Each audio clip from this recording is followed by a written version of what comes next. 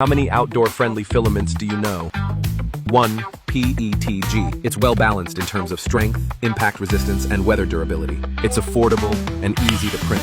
Nice. That makes it one of the most cost-effective materials for outdoor projects. 2. ASA. This filament is made for outdoor use. It can withstand rain, hot water, and UV exposure. It's tough, impact-resistant, and wear-resistant.